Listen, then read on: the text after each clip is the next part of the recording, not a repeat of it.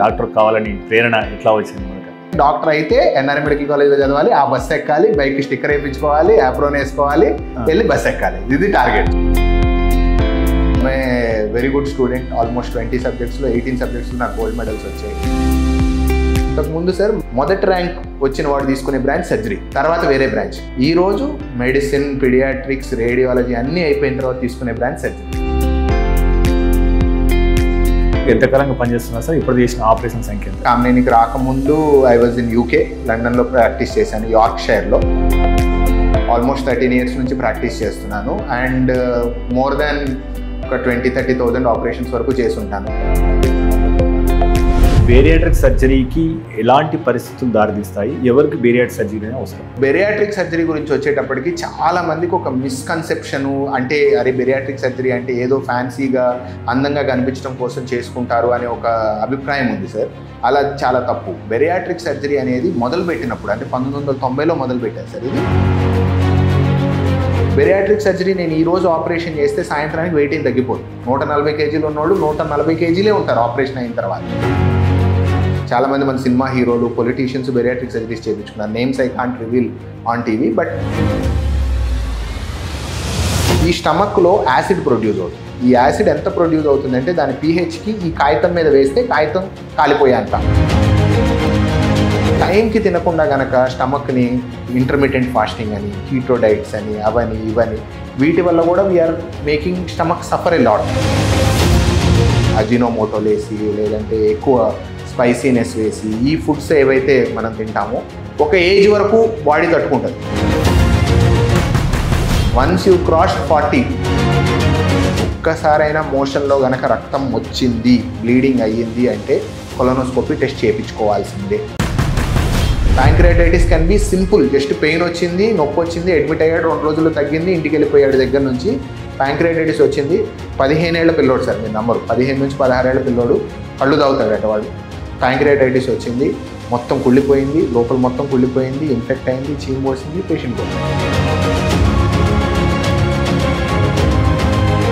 కానీ patient attenders ఈయన operation చేసి ఈయన తీసుకొచ్చి 12 రోజుల పాటు చంపేశాడు అనే రోజుల్లో బ్రతుకుతున్నాం.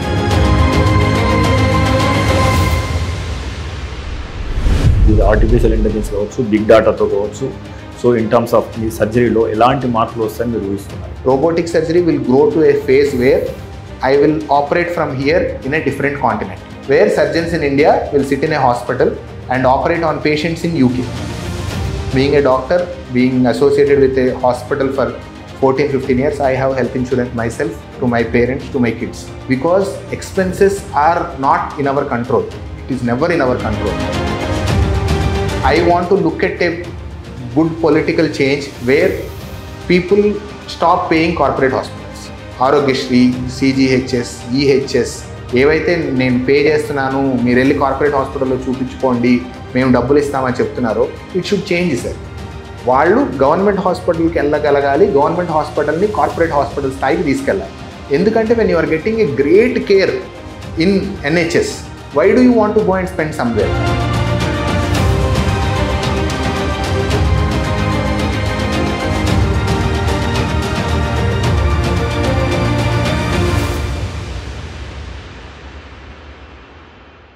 మీరు తీసుకునే అదే మందులు, అదే నాణ్యమైన మందులు, కానీ సగం ధరకే.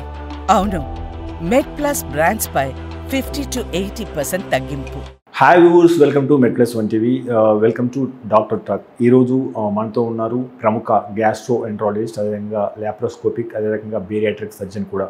బేరియాట్రిక్ సర్జరీస్ ఎలా జరుగుతున్నాయి, అదేవిధంగా రోబోటిక్స్లో వస్తున్న కొత్త టెక్నాలజీస్ ఏంటి, అదేవిధంగా గ్యాస్ట్రో సమస్యలు ఏ రకంగా ఉత్పన్నం అవుతున్నాయి, వాటికి గల పరిష్కారాలు ఏంటి, ముఖ్యంగా మనం ఎలాంటి ప్రివెంటివ్ మెజర్స్ తీసుకోవాలనే అంశాల మీద డాక్టర్ గారిని అడిగి మరింత సమాచారం తెలుసుకునే ప్రయత్నం చేద్దాం. నమస్తే డాక్టర్ గారు. నమస్కారం. సో డాక్టర్ గారు, మొదటగా చెప్పండి, సో మీరు బాల్యం విద్యాభ్యాసం ఎక్కడ జరిగింది, సో డాక్టర్ కావాలని ప్రేరణ ఎట్లా వచ్చింది మొదట? దానికి ఒక ఇంట్రెస్టింగ్ స్టోరీ ఉంది సార్. బేసిక్గా మాది గుంటూరు, మా చిలకలూరుపేట దగ్గర తిమ్మాపురం అని చిన్న పల్లెటూరు. సో మా పేరెంట్స్ అంతా ఎడ్యుకేటెడ్ ఏం కాదు, రొటీన్ నార్మల్ బిజినెస్ అది చేసుకుంటూ ఉంటారు. మామూలుగా అందరిలాగే 10th క్లాస్ వరకు అయిపోయింది. తర్వాత మా అక్క చాలా బ్రిలియంట్ స్టూడెంట్ అండి, మా అక్క బ్రిలియంట్ స్టూడెంట్ అయితే తనకి ఎప్పుడు డాక్టర్ అవుతుంది అనేవాళ్ళు. నేను ఒక ఆస్ట్రోనాట్ అవుదాం అనుకున్నాను. ఈ మార్స్ మీదకి వెళ్ళాలి, మూన్ మీదకి వెళ్ళాలి, ఇలాంటి ఒక ఆలోచన ఉండేది. సో ఎప్పుడైతే మా అక్క బైపీసీ తీసుకున్నాక చాలా కష్టం అంటే ఓహో కష్టం ఎలా ఉంటుందో చూద్దాము అనుకొని నేను కూడా బైపీసీ తీసుకోవడం జరిగింది. సో ఒకసారి బైపీసీ తీసుకున్నాక మెడిసిన్ సీట్ రావడం జరిగింది, మెడిసిన్లోకి ఎంటర్ అవడం జరిగింది. సో ఎప్పుడు డాక్టర్ అవ్వాలి అన్న డ్రీమ్ తోటి అయ్యింది ఏం లేదు, మరి డాక్టర్ అయిపోయాను. డాక్టర్ అయిపోయి ఒకసారి చదవటం స్టార్ట్ చేసిన తర్వాత ఈ టైంలో నేను ఒక మనిషిని గుర్తు తెచ్చుకున్నాను అండి. శ్రీనివాసరావు గారు అని మాకు ఇంటర్మీడియట్ చదివేటప్పుడు ఒక క్లాస్ టీచర్ లాగా అలా ఉండేవాడు. ఆయన అన్నాడు, సో మనం ఏ ఫీల్డ్లోకి వెళ్తున్నాము అనేది ఇంపార్టెంట్ కాదు, ఏ ఫీల్డ్లోకి వెళ్ళినా సరే అది చిన్న జాబ్ అయినా పెద్ద జాబ్ అయినా మనం కనుక దానిలో ఎక్సలెన్స్ కనుక అచీవ్ చేయగలిగితే దాన్ని సక్సెస్ అంటారు అని. సో ఒకసారి డాక్టర్గా అయ్యి ఇక ఒకసారి వచ్చిన తర్వాత అందులో మంచి చేయాల్సిందే, ఎక్సలెంట్ పొజిషన్ అచీవ్ చేయాల్సిందే. That is how we reach this position. ఇప్పుడు సర్జరీ చేయడం అయినా, సర్జరీలో 10 మంది సర్జరీలు చేశారు, మీరేం చేస్తారు అంటే దాంట్లో ఎంత మంచిగా ఎంత పర్ఫెక్ట్గా చేసి పేషెంట్కి కంఫర్ట్ ఇవ్వగలం అనేది ఒక టార్గెట్ అనుకుంటూ ఇప్పుడు ప్రొఫెషన్కి వచ్చేసాం. Now I'm enjoying my profession. So అంటే మీ అక్కగారు కూడా డాక్టర్ అయ్యారండి? మా అక్కగారు డాక్టర్ అవ్వలేదు. మా అక్క ఇప్పుడు యూఎస్లో ఉన్నారు. నేను బీఎస్సీ బయోకెమిస్ట్రీ చేసింది. సో మా బావగారు software engineer. So they are settled in US. Okay, great. So ఇంకోటి అంటే మీరు ఎంబీబీఎస్ ఎన్ఆర్ఐ కాలేజ్ గుంటూరులో చేస్తున్నారు కదా, సో ఇక్కడ డిఎన్బి ఇక్కడే పూర్తి చేసి ఇక్కడనే డాక్టర్గా కొనసాగుతున్నారు కదా, దాని గురించి చెప్తారా? ఎంతకాలంగా చేస్తున్నారు, ఎట్లా జరిగింది మీ డిఎన్బి? ఎన్ఆర్ఐ మెడికల్ కాలేజ్లో ఎంబీబీఎస్ అండి. బేసిక్గా గుంటూరులో ఉండేవాళ్ళం. గుంటూరులో మేము ఇదంతా జరుగుతున్నప్పుడు పాయింట్ ఆఫ్ వ్యూ ఎలా ఉండేదంటే మా ఇంటి ముందుకు బస్సు వచ్చేది. బస్కి వచ్చి బస్సులో ఎక్కడానికి వెళ్ళే స్టూడెంట్స్ అంతా ఒక యాప్రాన్ చేయి మీద వేసుకొని, ఒక మెడలో స్టెథోస్కోప్ పెట్టుకొని, బైక్ మీద ఏమో డాక్టర్ స్టెథోస్కోప్ స్టిక్కర్ వేసుకొని వెళ్తూ ఉండేవాడు. చూడగానే అరే వావురా డాక్టర్ రా బాబు, డాక్టర్ వెళ్తున్నాడు ఆ రోజుల్లో. Not now. ఇప్పుడు వీధికి ఒకళ్ళు ఆర్ టూ మెనీ మెంబర్స్ పెరిగిపోయారు, టూ మచ్ కొంచెం డైల్యూట్ అయిపోయింది. ఆ రోజుల్లో చూడగానే వావ్ అని ఒక వావ్ ఫ్యాక్టర్ ఉండేది. సో అది చూడగానే ఓకే నేను కమిట్ అయిన డాక్టర్ అయితే ఎన్ఆర్ఐ మెడికల్ కాలేజ్లో చదవాలి, ఆ బస్ ఎక్కాలి, బైక్ స్టిక్కర్ వేయించుకోవాలి, యాప్రోన్ వేసుకోవాలి, వెళ్ళి బస్ ఎక్కాలి, ఇది టార్గెట్. సో ఎన్ఆర్ఐ మెడికల్ కాలేజ్లో జాయిన్ చేయడం జరిగింది. And me very good student. Almost 20 సబ్జెక్ట్స్లో 18 సబ్జెక్ట్స్లో నాకు గోల్డ్ మెడల్స్ వచ్చాయి. So we are good. ఎంబీబీఎస్ అయిపోయింది. నేను పీజీ జాయిన్ అవుదాం అనుకున్నప్పుడు డిఎన్బి జనరల్ సర్జరీ కామినేని హాస్పిటల్లో వితిన్ నా ఎంబీబీఎస్ అయిపోయిన 4 monthsలోనే నాకు సీట్ రావడం జరిగింది. సో జాయిన్ అయ్యాను. జాయిన్ అయిన దగ్గర నుంచి అప్పటి వరకు ఉన్న ఒక వ్యక్తిత్వం, లేదంటే అప్పటి వరకు ఉన్న ఒక యాటిట్యూడ్ ఎంబీబీఎస్ అంటే అన్నది వేరు, ఇక్కడికి వచ్చిన తర్వాత చూసిన ప్రపంచం వేరు. ఇక్కడ ఏమిటంటే మేము డిఎన్బి చేసేటప్పుడు మాకున్న ఒక అడ్వాంటేజ్, మాకు గురువు గారు ఇక్కడ సత్యనారాయణ గారు, శ్రీనివాస్ గారు అని 2 గురువు గారు. ఇంకొక గొప్ప విషయం ఏంటంటే ఇప్పుడు సత్యనారాయణ గారు ఎవరైతే నా గురువు గారు ఉన్నారో ఆయన నేను కలిసి ప్రాక్టీస్ చేస్తాను. ఆయన ఒక 3 రోజులు చూస్తారు, నేను ఒక 3 రోజులు చూస్తాను. చాలా గర్వంగా అనిపిస్తుంది చూసుకుంటే, అరే నేను ఎక్కడి నుంచి ఎక్కడి దాకా వచ్చాను, ఆయన దగ్గర నేర్చుకొని ఆయన చేయబట్టుకొని నేర్పించి ఇప్పుడు ఆయనతో పాటు కలిసి సర్జరీలు చేసే స్టేజ్కి is a very happy thing అనమాట. సో అక్కడ ఎలా ఉంటుందంటే ఇక్కడే ఉండేవాళ్ళం, పొద్దుటి నుంచి రాత్రి వరకు 24/7 ఇక్కడే ఉండేవాళ్ళం. సర్జరీ చేయటం, పేషెంట్ని చూసుకోవటం, డిశ్చార్జ్ చేయటం, పేషెంట్ చూసుకోవటం, డిశ్చార్జ్ చేయటం. ముందు చదువు థియరీ కన్నా కూడా పేషెంట్ మీదుగా నేర్చుకోవడం, లేదంటే పేషెంట్ చూసుకోవడంతో ఉంటుంది. అండ్ సత్యనారాయణ గారు one of the top pioneers మాకు. ఇప్పుడు నాతో పాటు ఉన్న కొలీగ్ ఆయన. సో ఆయన ఇండియాలోనే లాప్రోస్కోపీ స్టార్ట్ చేసిన ఫస్ట్ సర్జన్స్లో ఒకరు. సో ఆయన దగ్గర లక్కీగా మేము ఉండటం, 3 years పాటు ఆయన చేతిలో నేర్చుకోవటం, it is an advantages position. And ఒకవేళ మళ్ళీ తిరిగి ఇక్కడే జాయిన్ అవ్వటం ఎలా ఉంది అంటే చాలా కంఫర్ట్ జోన్ అండి. సో ఇర్రెస్పెక్టివ్ ఆఫ్ నాకు మొత్తం అందరూ తెలుసు ఇక్కడ. ఇప్పుడు కూడా నేను చదివిన 10, 12, 15 years బ్యాక్ ఉన్న స్టాఫ్ ఈ రోజుకి ఉన్నారు. ఇది ఒక ఫ్యామిలీ ఎన్విరాన్మెంట్ తప్పితే నాకు అరే నేను వర్క్ ప్లేస్కి వస్తున్నాను, నేను డిఫికల్ట్స్ ఎన్విరాన్మెంట్కి వస్తున్నాను అనిపించదు. వచ్చాను, ఓకే ఇది మా ఏరియా, ఇల్లు ఎలా ఉంటుందో ఇక్కడ కూడా అలాగే ఉంటుంది. And we deal and we are a happy environment. So అప్పుడు అంటే మీరు డాక్టర్ కావాలనుకున్నప్పుడు తెల్ల కోట్ కనబడేది, అంబులెన్స్ కనబడేది, సో డాక్టర్ ముద్ర వేసుకుని, మరి ఇప్పుడు ఈరోజు చూస్తా అంటే ఇప్పుడు బేరియాట్రిక్, లాప్రోస్కోపిక్, గ్యాస్ట్రోఎంటరాలజీ రోజు కోస్తున్నారు కదా, ఆపరేషన్ చేస్తున్నారు కదా, ఇది ఎట్లా అనిపిస్తుంది? ఆపరేషన్ చెయ్యటము అనేది ఫస్ట్ సార్ మీరు అందరు నంబర్ ఇది కూడా ఒక ఇది.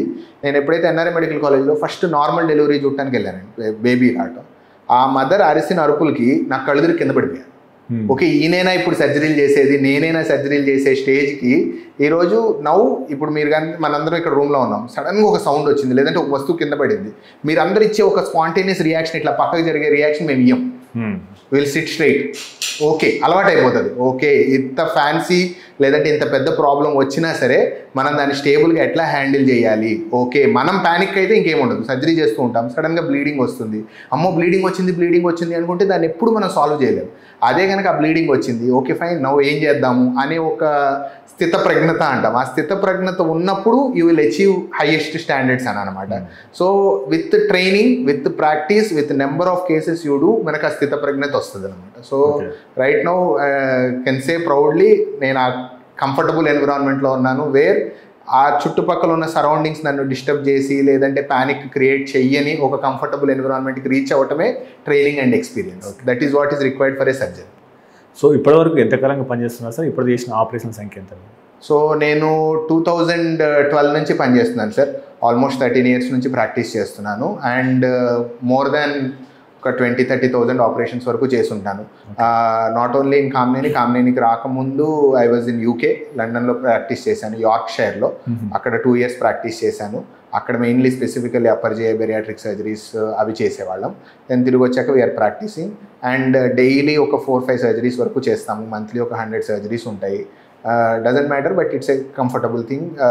పేషెంట్స్ రావటం మాకు కిక్ ఇచ్చేది ఏంటంటే సార్, అంటే ఆ భాషలో మాట్లాడుకుంటే పేషెంట్ వచ్చాడు, ప్రాబ్లంతో వచ్చాడు, హ్యాపీగా లెగిసి నడిచి సార్ బాయ్ బాగున్నాను అని వెళ్ళాడంటే ఓకే, మనం ఏదో సాధించామనిపిస్తుంది సార్. నేను చాలామంది నన్ను అడుగుతుంటారు, మీరు ఎందుకు యూకే వెళ్ళారు కదా, అక్కడ సెటిల్ అవ్వకుండా తిరిగి ఎందుకు వచ్చారు అని. యూకేలో ప్రాబ్లం ఏంటి అంటే, ఇప్పుడు నేను వెళ్ళి సూపర్గా సర్జరీ చేసినా లేకపోతే ఇంకొక ఆయన సర్జరీ వచ్చి రాక అక్కడ కూర్చొని కష్టపడినా సరే మనందరం ఈక్వల్. ఓకే, నువ్వు బాగా చేస్తావు కాబట్టి నీకు ఒక మెచ్చుకోలు ఉండవు, నువ్వు బాగా చెయ్యవు కాబట్టి నువ్వు తక్కువ ఉండదు, అందరం ఒక ఉంటాం. అండ్ పేషెంట్ వచ్చేవాడు పలానా కృష్ణ చౌదరి అంటే ఎవరయ్యా, కృష్ణ చౌదరికి ఏం సంబంధం, నేను ఆ పలానా హాస్పిటల్కి వచ్చాను, పలానా డాక్టర్ కోసం వచ్చాను, సర్జన్ డాక్టర్ ఎవరుంటే వాళ్ళ చేత ఆపరేషన్ చేసుకుంటారు. ఎప్పుడైతే ఆ ఇండివిజువల్ గుర్తింపు రాదు అక్కడ అని తెలిసిందో నాకు అది నచ్చలేదు. సో ఒకసారి 2 సంవత్సరాలు ఉన్న తర్వాత నాకు ఓకే, నాకు మిగతా డబ్బులు ఇవన్నీ తీసి పక్కన పెడితే ఓకే, గుర్తింపు, ఒక పేషెంట్ కళ్ళల్లో ఒక సంతోషం, వాళ్ళు వెళ్ళిపోయేటప్పుడు ఒక హ్యాపీనెస్, ఇది చూసుకుంటే బాగుండు అని అనిపించింది అనమాట. ఓకే, నా లైఫ్ ఇక్కడ, this is what I'm meant for అని అనుకున్నాను. ఓకే, సో మనం బేరియాట్రిక్ సర్జరీతో మొదలు పెడతాం సార్ సాధారణంగా. అంటే ఇప్పుడు లైఫ్ స్టైల్స్ మారినాయి, సెడెంటరీ లైఫ్ స్టైల్ వచ్చినది. So even insurance also covering bariatric surgery. So bariatric సర్జరీకి ఎలాంటి పరిస్థితులు దారితీస్తాయి, ఎవరికి బేరియాట్రిక్ సర్జరీ అవసరం? మంచి క్వశ్చన్ అడిగారు సార్. సో బెరియాట్రిక్ సర్జరీ గురించి వచ్చేటప్పటికి చాలా మందికి ఒక మిస్కన్సెప్షను, అంటే అరే బెరియాట్రిక్ సర్జరీ అంటే ఏదో ఫ్యాన్సీగా అందంగా కనిపించడం కోసం చేసుకుంటారు అనే ఒక అభిప్రాయం ఉంది సార్. అలా చాలా తప్పు. బెరియాట్రిక్ సర్జరీ అనేది మొదలుపెట్టినప్పుడు, అంటే 1990లో మొదలుపెట్టారు సార్. ఇది 1990లో మొదలుపెట్టినప్పుడు మనం ఏదైతే అనుకుంటున్నామో కాస్మెటిక్గా లావుగా ఉన్న వాళ్ళని సన్నగా చేయటం కోసం మాత్రమే బెరియాట్రిక్ సర్జరీ కనిపెట్టడం జరిగింది. బట్ కాలక్రమంలో ఏం జరిగిందంటే, బెరియాట్రిక్ సర్జరీ ద్వారా సన్నబడిన వాళ్ళకి షుగర్ ఉంటే షుగర్ నయమైపోవటం, బీపీ ఉంటే బీపీ నయమైపోవటం, లేదు అంటే బీపీకి ఒకళ్ళు 3 ట్యాబ్లెట్లు వేసుకోవాల్సి, లేదంటే షుగర్కి 3 ట్యాబ్లెట్స్ వేసుకోవాల్సిన వాళ్ళకి ఆటోమేటిక్గా షుగర్కి 1 ట్యాబ్లెట్కి రావటం, బీపీకి 1 ట్యాబ్లెట్కి రావటం. స్లీప్ యాప్నియా అంటాం, అంటే బేసిక్గా లావుగా ఉన్న వాళ్ళలో ఒక గురకు వచ్చి నిద్ర మెలకు వచ్చే ఒక ప్రాబ్లం ఉంటుంది. సో ఆ స్లీప్ యాప్నియా తగ్గటం అండ్ సడన్ కార్డియాక్ ఈవెంట్స్ వల్ల డెత్, మరణం సంభవించటం లాంటి ప్రాబ్లమ్స్ అన్నింటినీ తగ్గటాన్ని గమనించారు. సో ఎప్పుడైతే ఈ నెక్స్ట్ 91 నుంచి 10 years పాటు చేసిన స్టడీస్లో ఇవన్నీ ఇంప్రూవ్ అవుతున్నాయని తెలిసిందో ఇమీడియట్గా బేరియాట్రిక్ సర్జరీ పేరుని మెటబాలిక్ సర్జరీగా మార్చారు. మెటబాలిక్ సర్జరీ అంటే ఏంటంటే, మన బాడీ సిస్టంలో కొన్ని మోడిఫికేషన్స్ చేయటం ద్వారా వెయిట్ తగ్గించడంతో పాటు షుగర్ కంట్రోల్ చేయడంతో పాటు బీపీ కంట్రోల్ చేయటం అనే ఒక ఎలిమెంట్స్ రావటం వల్ల దాన్ని మనం మెటబాలిక్ సర్జరీ అంటాం. సో ఇది ఎవరికి ఇండికేషన్, ఎవరికి చేస్తాము? సడన్గా ఇప్పుడు ఫర్ ఎగ్జాంపుల్ బిఎంఐలో కొలుస్తాం సార్ మనం బెరియాట్రిక్ సర్జరీ చేసేటప్పుడు. ఆయన వెయిట్ 70-80 అనేది క్రైటీరియా కాదు. బిఎంఐ అంటే వెయిట్ని హైట్ని కొలిచి చేస్తాం. 25 అనేది నార్మల్ బిఎంఐ. ఇండియన్ స్టాండర్డ్స్లో కొంచెం తగ్గించారు, బట్ రొటీన్గా అందరికీ అర్థం కావాలి కాబట్టి 25 అనేది నార్మల్ బిఎంఐ. 30 వరకు, 25 నుంచి 30 వరకు బిఎంఐ ఉన్న వాళ్ళని ఓవర్ వెయిట్ అంటాం.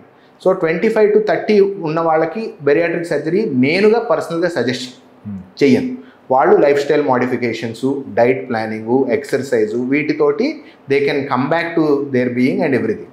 బట్ ఎప్పుడైతే BMI 30 క్రాస్ చేస్తుందో ప్రాబ్లమ్స్ ఎట్లా వస్తాయి అంటే, ఒకటి షుగర్ అటాక్ అవుతుంది, బీపీకి అటాక్ అవుతుంది, ఇవి ఒక రకమైన ప్రాబ్లమ్స్ అయితే. రెండోది వాళ్ళు ఇప్పుడు నడవలేదు. సో ఇప్పుడు ఇక్కడ నుంచి మనం అక్కడికి నడవాలి అనుకుంటే కనుక ఆయాసపడుతూ కూర్చుండంటే, ఆయన్నే నువ్వు వెళ్ళి ఎక్సర్సైజ్ చెయ్యి, 45 నిమిషాల పాటు ఎక్సర్సైజ్ చెయ్యి అంటే, నేను నడవలేకపోతున్నాను బాబు, నువ్వు నన్ను ఎక్సర్సైజ్ చేయమంటావు, నేను ఎక్కడి నుంచి చేస్తాను అంట. సో ఇది ఒక మెయిన్ ప్రాబ్లం వాళ్ళకి. అండ్ రెండోది వెయిట్ వల్ల వచ్చే problems, infertility, sleep apnoea, diabetes, hypertension, మోకాళ్ళ నొప్పులు, వీటికి సంబంధించిన అన్ని ప్రాబ్లమ్స్ రావటం వల్ల ఏంటంటే ఒక రకమైన డిప్రెషన్లో ఉంటారు. అండ్ వీళ్ళు మోడరేట్లీ ఇండికేటెడ్, వీళ్ళు కూడా పర్ఫెక్ట్గా ఇప్పుడు సర్జరీ చేయాల్సిందే అనే బ్యాచ్ కాదు. అదే కనుక BMI 35 పైన ఉంది, ఇమాజిన్ ఒక 130-140 కేజీల మనిషి ఈ చైర్లో కూర్చోవాలి అంటే పట్టదు. ఈ చైర్లో కూర్చోవాలి అంటే ఆలోచిస్తారు, అరే ఈ చైర్లో నేను పడతానా లేదా, లేదంటే ఈ చైర్లు విరిగిపోతుందేమో అన్న ఒక న్యూనతాభావం ఉన్న మనుషులు మన చుట్టూతో చాలామంది తిరుగుతున్నారు. ఇవి ఎందుకు వచ్చాయి, ఎందుకు దారి తీసాయి అనేది ఎందుకు అంటే పని. మనం ఇంతకుముందు పని చేసేవాళ్ళం, పరిగెత్తేవాళ్ళం. ఫర్ ఎగ్జాంపుల్ ఇప్పుడు నేను హాస్పిటల్ నుంచి ఇంటి నుంచి హాస్పిటల్కి రావాలి, చచ్చినట్టు సైకిల్ తొక్కుని వచ్చేవాళ్ళం, లేదు అంటే నడుచుకుంటూ వచ్చేవాళ్ళు, పరిగెత్తుకుంటూ వచ్చే స్టేజ్ నుంచి ఇవాళ కార్లో వస్తున్నాం, అక్కడ దిగుతాము, ఇక్కడ ఎక్కుతాము, కదిలే అవకాశం లేదు, కూర్చొని పని చేయటం, ఐటీ, సాఫ్ట్వేర్, ఫుడ్ కావాలంటే కష్టపడి వండుకొని తినే రోజు నుంచి జొమాటో, స్విగ్గీ, 10 minutes డెలివరీ వచ్చి ఆర్డర్ చేసి తినే స్టేజ్. తినే పద్ధతులు ఏం మారినాయి, ఎంత మారాయి, అండ్ ఇవన్నిటి వల్ల ఏంటంటే ఓవరాల్ పిక్చర్ వల్ల మన సెడెంటరీ లైఫ్ స్టైల్, సింపుల్గా చెప్పాలి అంటే వీటి వల్ల ఓవర్ వెయిట్ అనేది పెరుగుతూ ఉంది. సో పెరుగుతూ ఉన్నదాన్ని మనం కంట్రోల్ చేసుకుంటూ దాన్ని మెయింటైన్ చేసుకోగలిగితే నష్టం లేదు. బట్ ఎప్పుడైతే అది మెయింటైన్ చేయలేని స్టేజ్ వస్తుందో, అంటే ఓకే ఇప్పుడు నేను ఎక్సర్సైజు చేయలేను, ఇది చేయలేను, అలాంటి స్టేజ్ వచ్చినప్పుడు బెరియాట్రిక్ సర్జరీ ద్వారా చాలా అడ్వాంటేజ్లు ఉంటాయి. సో మెయిన్గా బెరియాట్రిక్ సర్జరీ నేను చేయించుకునే ప్రతి ఒక్కరికి చెప్తానండి, ఇది మీరు అందరూ కూడా గమనించాల్సిన విషయం. బెరియాట్రిక్ సర్జరీ నేను ఈరోజు ఆపరేషన్ చేస్తే సాయంత్రానికి వెయిట్ ఏం తగ్గిపోదు. 140 కేజీలు ఉన్నోళ్ళు 140 కేజీలే ఉంటారు ఆపరేషన్ అయిన తర్వాత. కాకపోతే over a period of next 6 months to 1 year వాళ్ళు ఉండాల్సిన వెయిట్ ఎంతైతే ఉంటుందో, వాళ్ళ వెయిట్ కనుక ఎవిడియల్ బాడీ వెయిట్ అంటాం 70 kgs అయితే ఆల్మోస్ట్ 70 to 75 kgsకి విత్ ఇన్ 1 year వస్తారు. అంటే it is a gradual process, body is adjusting. దాంట్లో సర్జరీ ఒక్కటి హెల్ప్ చేస్తుంది అని అనుకుంటే, సర్జరీతో పాటు పేషెంట్ ఫ్యాక్టర్స్, పేషెంట్ ఎంత మోటివేటెడ్గా ఉన్నాడు సర్జరీ చేయించుకున్నాక, ఓకే ఈ సర్జరీ నాకు కావాలి, ఎందుకంటే నేను సన్నపడాలనుకుంటున్నాను కానీ పడలేకపోతున్నాను, నాకు సర్జరీ ద్వారా హెల్ప్ చేయండి అనే వాళ్ళకి ఉపయోగపడుతుంది. లేదు షుగర్, ఇన్సులిన్, కొంతమంది నార్మల్ వెయిట్ ఉన్న వాళ్ళకి BMI 26-27 ఉండి ఇన్సులిన్ పర్ డే 30-60 units తీసుకునే వాళ్ళకి మేము bariatric or metabolic surgery suggest చేస్తాం. వాళ్ళ ఇన్సులిన్ లెవెల్స్ ఆటోమేటిక్గా డిక్రీజ్ అవుతాయి, ఎందుకంటే లోపల ఉన్న హార్మోనల్ చేంజెస్ వల్ల. సో దీంతో అలా మోటివేటెడ్గా ఉండి నాకు కష్టం ఉంది అనుకునే వాళ్ళకి బెరియాట్రిక్ సర్జరీ చాలా ఉపయోగపడుతుంది. కానీ జస్ట్ ఊరికే లావుగా ఉన్నాను, నేను సన్నబడాలి, ఇట్స్ ఏ మ్యాజికల్ రెమెడీ, నా దగ్గరకు సర్జరీ చేసేసేయండి నేను సన్నబడతాను అనేది ఏం లేదు. చాలామంది మన cinema heroes, politicians bariatric surgeries చేయించుకున్నారు. Names I can't reveal on TV, but why they are maintaining it అప్పటి నుంచి ఇక్కడికి అంటే, తర్వాత వాళ్ళు చేసే వర్కౌట్, తర్వాత వాళ్ళు మెయింటైన్ చేసే diet, these are also important factors. But ఈ డయాబెటీస్, హైపర్ టెన్షన్ ఎప్పుడైతే కంట్రోల్ అవుతాయో వాళ్ళ లైఫ్ స్టైల్ మారుతుంది, వాళ్ళ కంఫర్ట్ జోన్ మారుతుంది, వాళ్ళు వేసుకునే డ్రెస్, వాళ్ళు వేసుకునే క్లోతింగ్ సెన్స్ మారుతుంది, అండ్ ఒక రెస్పెక్టబుల్ స్టేట్లోకి వాళ్ళు వెళ్తారు. కాబట్టి so when your BMI is above 30, I will suggest see a bariatric surgeon or an endocrinologist. నేను ఓన్లీ సర్జన్ దగ్గరకు వచ్చి ఆపరేషన్ చేయించుకోమని చెప్పాను. మీ BMI ఎప్పుడైతే మీకు 30 దాటుతుందో, మీకు ప్రాబ్లమ్స్ ఉన్నాయనిపిస్తుందో, ఎండోక్రైనాలజీ డాక్టర్ గారి దగ్గరికి వెళ్ళండి. ఎండోక్రైనాలజీ డాక్టర్ గారికి వీటి గురించి చాలా తెలుస్తుంది. కొంతమంది ఉంటారు they don't know, but they will say okay because of this surgery మీరు ఇంప్రూవ్ అవ్వచ్చు అని ఎప్పుడైతే సజెషన్ ఇస్తారో, సర్జన్ దగ్గరకు వచ్చి ఆప్షన్స్ డిస్కస్ చేసి దానివల్ల ఏముంటుంది, దాని తర్వాత ఎలా అవుతుంది అనేది చూసుకొని ఆలోచించిన తర్వాత సర్జరీకి ముందుకెళ్ళమని చెప్తాను. అండ్ ఇంకొక విషయం, బెరియాట్రిక్ సర్జరీ చేసిన వాళ్ళకి కడుపు సైజ్ తగ్గిస్తాం sir. There are types of surgeries, but bariatric సర్జరీలో మోస్ట్ ఆఫ్ ద సర్జరీస్లో కడుపు సైజ్ అనేది తగ్గిస్తాం. సో ఇప్పుడు నేను 4 ఇడ్లీలు తినగలిగేవాడిని, ఆపరేషన్ తర్వాత only half idli or 1 idli తినగలను, అంతకుమించి నేను తినలేను సైజ్ రెస్ట్రిక్షన్ వల్ల. కానీ అలానే మనకు ఆకలి వేస్తుందా? ఆకలి వేయదు. ఎందుకంటే మనం చేసే సర్జరీలో ఆ హార్మోన్స్ ఏవైతే ఉన్నాయో, ఆకలి ప్రొడ్యూస్ చేసే హార్మోన్స్, వాటిని బైపాస్ చేసేస్తాం. సో పేషెంట్కి ఆకలి వేయదు. ఆకలేసినా ఏదైతే కొంచెం తింటామో దాంతో కడుపు ఫుల్ అనిపిస్తుంది. మనందరం తినేది ఒకటే పద్ధతి కోసం, ఆకలి వేయాలి, కడుపు నిండాలి. సో ఎప్పుడైతే నువ్వు కొంచెం తింటున్నావో నీ కడుపు నిండుతుందో నీకు సాటిస్ఫాక్షన్ వస్తుంది. అండ్ ఆ డైట్ తీసుకునేది అన్ని న్యూట్రియంట్స్ వచ్చేలాగా, ఓకే మంచి హెల్దీ డైట్ తీసుకుంటే ఫిట్గా బెటర్గా ఉంటారు. మీరు తీసుకునే అదే మందులు, అదే నాణ్యమైన మందులు, కానీ సగం ధరకే. అవును, మెడ్ ప్లస్ బ్రాండ్స్ పై 50 to 80% తగ్గింపు.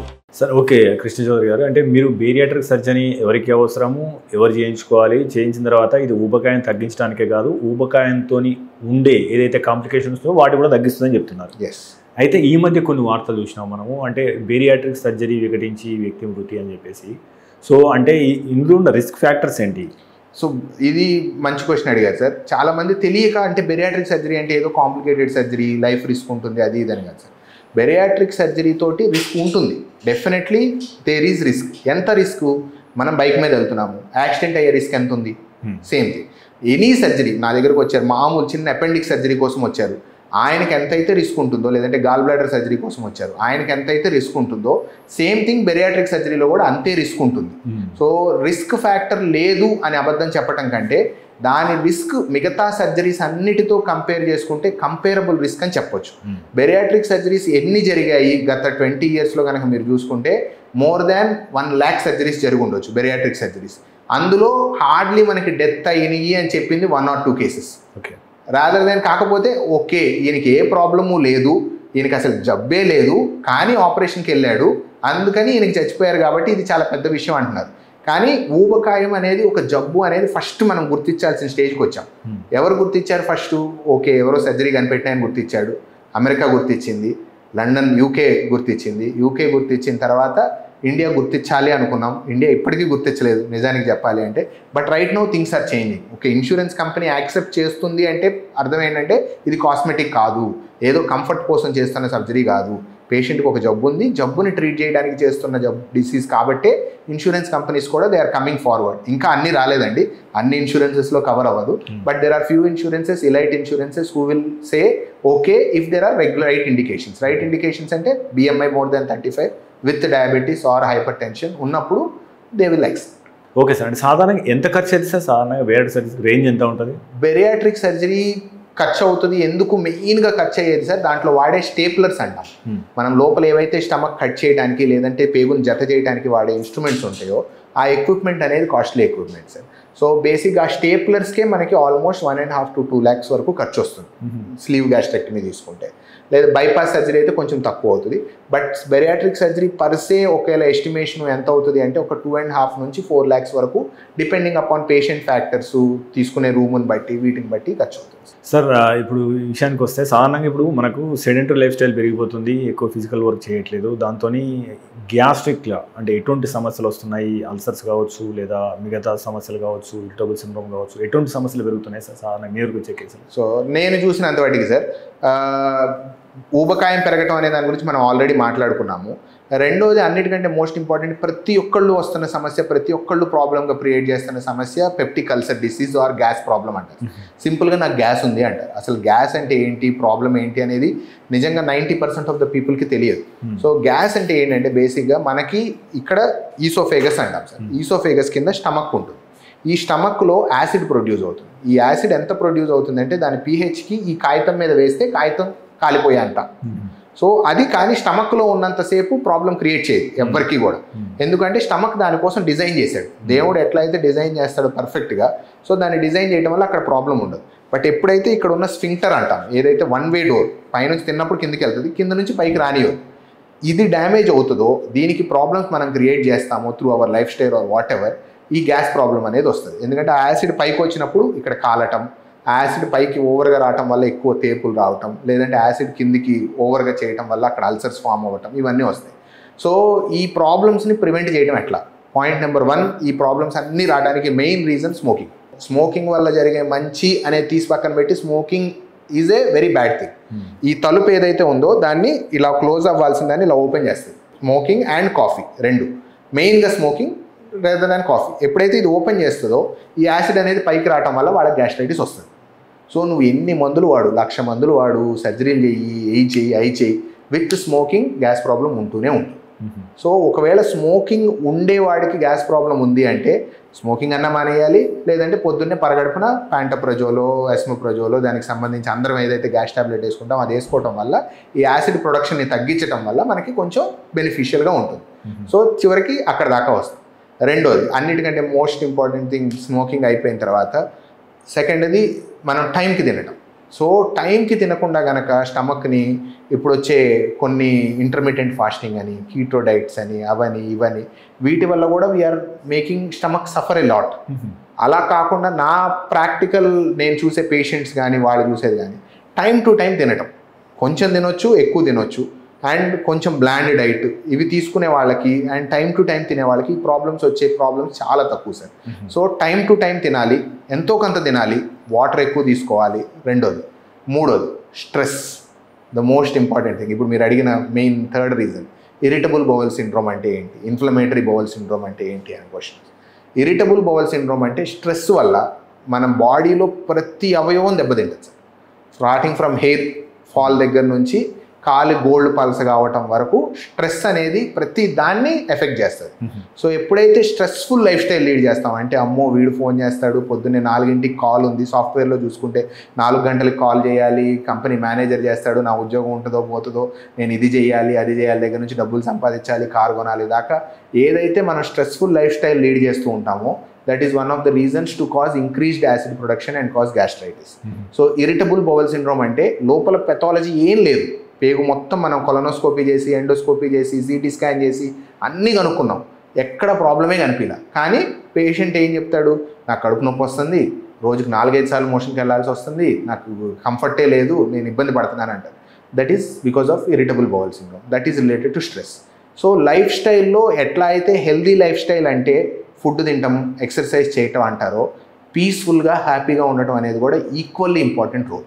So quality of life matters. So quality of లైఫ్లో కనుక ఎవరైతే స్ట్రెస్ లేకుండా బిందాస్గా చిల్ అవుతూ హ్యాపీగా ఉంటాడని మనం అనుకుంటాం వాడుక భాషలో, వాళ్ళకి గ్యాస్ట్రిక్కి సంబంధించిన ప్రాబ్లమ్స్ వచ్చే ఛాన్స్ ఆల్మోస్ట్ 70% తక్కువ. ఎవరైతే స్ట్రెస్ఫుల్ లైఫ్ లీడ్ చేస్తూ పరిగెత్తుతూ ఉరుకులు పరుగులు రన్నింగ్గా ఉంటారో వాళ్ళకి గ్యాస్ట్రిక్కి సంబంధించిన వచ్చే ప్రాబ్లమ్స్ కొంచెం ఎక్కువ.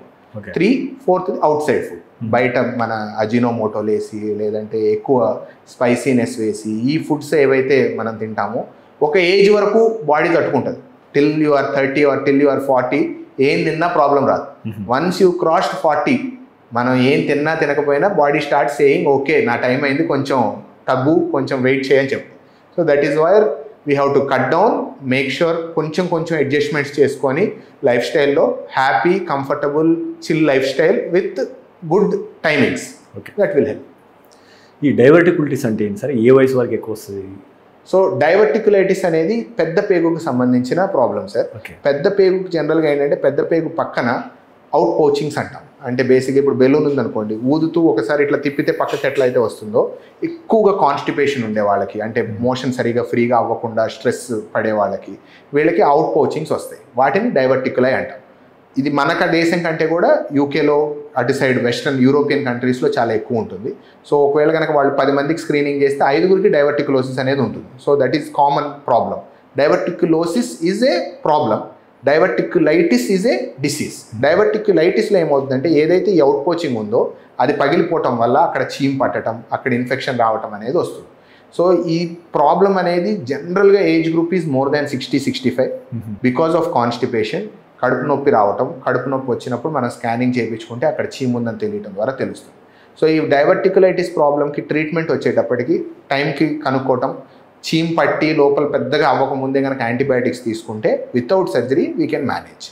ఒకవేళ కనుక అది పెరిగి చీము ఫామ్ అయితే స్కానింగ్ ద్వారా ఆ చీము లోపలికి ఒక ట్యూబ్ వేసి దాన్ని తీయటం ద్వారా కూడా మేనేజ్ చేయాలి.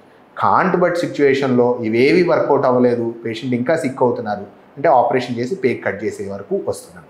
సో టైమ్లీ ఇంటర్వెన్షన్ చూసుకోవటం, ప్రాబ్లం వచ్చినప్పుడు చెక్ చేసుకోవడంతో we can sort it out.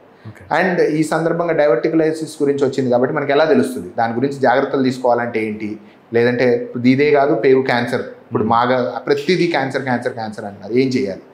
45 ఏళ్ళు దాటిన ప్రతి ఒక్కళ్ళకి ఒక్కసారైనా మోషన్లో గనక రక్తం వచ్చింది, బ్లీడింగ్ అయ్యింది అంటే కొలనోస్కోపీ టెస్ట్ చేయించుకోవాల్సిందే. అది అనవసరంగా టెస్టులు రాస్తున్నాడే డాక్టరు అది ఇది అని అనుకుంటాము. నేను జనరల్గా చాలా తక్కువ టెస్టులు రాసేవాడిని, కానీ నేను యూకేలో చూశాను కాబట్టి, చూసి అక్కడ ఎంత కామనో చూశాను కాబట్టి, మోషన్లో మీకు రక్తం వచ్చింది, అది చిన్న ఫిషర్ ప్రాబ్లం వల్ల అవ్వచ్చు, హెమరాయిడ్స్ పైల్స్ ప్రాబ్లం వల్ల అవ్వచ్చు, ఏదైనా అవ్వచ్చు. 45 ఏళ్ళు పైన ఉంటే మాత్రం ఒక్కసారి కొలనోస్కోపీ టెస్ట్ చేయించాలి. మళ్ళీ 5 సంవత్సరాల తర్వాత 10 సంవత్సరాల తర్వాత చేయించుకోవాలి. This is called surveillance. So surveillance వల్ల మనకు వచ్చే అడ్వాంటేజెస్ ఏంటి అంటే ప్రాబ్లమ్ని ముందుగా గుర్తించగలం. ఒకవేళ క్యాన్సరే ఉంది, ఎర్లీ స్టేజ్లో ఉంది, ఆపరేషన్ చేస్తే ఆయన లైఫ్ టైం మొత్తం నార్మల్గా ఉంటారు. పేగు క్యాన్సర్ ఆర్ రొమ్ము క్యాన్సర్ రెండింటి గురించి నేను ఒక మాట మాట్లాడాలి. అర్లీగా కనుక డిటెక్ట్ చేయగలిగితే, మనం కనుక్కోవాల్సిన టైంలో కనుక కనుక్కుంటే వాళ్ళు మామూలుగా 75 ఏళ్ళు 80 ఏళ్ళు బ్రతకాలి అంటే కనుక 75 ఏళ్ళు 80 ఏళ్ళ పాటు నార్మల్గా బ్రతకవచ్చు. అదే మనం ఇప్పుడు ఇగ్నోర్ చేసి మా హాస్పిటల్లో లేదంటే ఇక్కడ మేము చూసే దాంట్లో అది బ్లాక్ అయిపోయి చుట్టుపక్కలకి స్ప్రెడ్ అయ్యి లివర్లో పిల్లల్ని పెట్టి లంగ్స్లో పిల్లల్ని పెట్టిన తర్వాత మనం కనుక్కుంటున్నాం. ఆ స్టేజ్లో కనుక్కున్నాక దెన్ యూ విల్ సే 3 ఇయర్సా 5 ఇయర్సా 2 ఇయర్సా 1 ఇయరా టైం అని మాట్లాడుకుంటున్నాం. అదే కనుక స్ట్రిక్ట్ హెల్త్ ఎడ్యుకేషన్ అంటే ఉత్తినే టెస్టులు చేయించుకోవడం కాదు, a annual health checkup master health checkup అని ఇప్పుడు చాలా ఫేమస్ అయిపోయింది. ప్రతి ఒక్కరు సంవత్సరం చేయించుకుంటున్నారు. ఐటీ ఎంప్లాయీస్ అయితే 30కి 31 కూడా పరిగెత్తేసి చేయించేసుకున్నారు బికాస్ దేర్ ఈస్ ఫ్రీ అని. అంత ఎక్స్ట్రాడినరీగా కూడా చేయక్కర్లేదు సార్. కానీ ఎప్పుడైతే అవసరమైన టెస్టింగ్ చేయించుకోవాలి. బ్లడ్ శాంపిల్స్ తీసేసి బ్లడ్ శాంపిల్స్ తోటి మాత్రమే చెక్ చేస్తాము, డాక్టర్ని కలవక్కర్లేదు, రిపోర్ట్స్ చూసేసుకొని బాగానే ఉంటాం, కంఫర్టబుల్గా ఉంటాము అనే ఒక ఈ మన ఆలోచన సరళిలో తప్పు ఉందని నేను అనుకుంటాను. సో ఎప్పుడైతే పేగుకు సంబంధించి వీటికి సంబంధించి ఉందో surveillance is by colonoscopy only. నువ్వు రక్త పరీక్షలో దీన్ని కనుక్కోలేవు. మోషన్ టెస్ట్లో రక్తం మనకు వస్తుంది లేదనేది తెలుసుకోవచ్చు, కానీ colonoscopy is a surveillance. So ఎవరన్నా మీకు కొలోనోస్కోపీ రాశారు, కొలోనోస్కోపీ చేశారంటే ఊరికే చేస్తున్నట్టు కాదు. 45 ఏళ్ళు దాటితే ఒకసారి చేయించుకున్నందువల్ల నష్టం లేదు. ఓకే, నేను ఆ ఇన్ఫర్మేషన్ ఇస్తాను. అంటే ఇంకోటి కృష్ణ చౌదరి గారు, సో ఈ అమెరికాలో ఈ కొలోనోస్కోపీ ఎక్కువ చేస్తారు, వాళ్ళకి ఎక్కువ అంటే క్యాన్సర్ బారిన పడే అవకాశం ఉంది వెన్ కంపేర్ విత్ ఇండియన్స్ అంటారు. Is it true? కాదు సార్, అస్సలు కానే కాదు. అమెరికాలో యూరోప్లో ఎక్కువగా కొలోనోస్కోపీ చేస్తారు కాబట్టి ఎక్కువ క్యాన్సర్లు తొందరగా డిటెక్ట్ చేస్తారు కాబట్టి ఇది క్యాన్సర్ దానివల్ల వస్తుందని మాట్లాడతారు. ఓకే, బట్ క్యాన్సర్ దానివల్ల రాదు, క్యాన్సర్ని గుర్తిస్తుంది. కొలోనోస్కోపీలో మనం చేసేది ఏం లేదు సార్, జస్ట్ నార్మల్ కెమెరా, ఇప్పుడు మనం ఏదైతే షూటింగ్ చేస్తున్నారో కెమెరా, సన్న కెమెరా, గ్యాస్ తోటి కొంచెం ఇన్ఫ్లేట్ చేసి లోపలికి వెళ్తారు, చూస్తారు, బయటకు వస్తారు, అంతే. కొలోనోస్కోపీలో రేడియేషన్ ఉండదు, ఏమీ ఉండదు.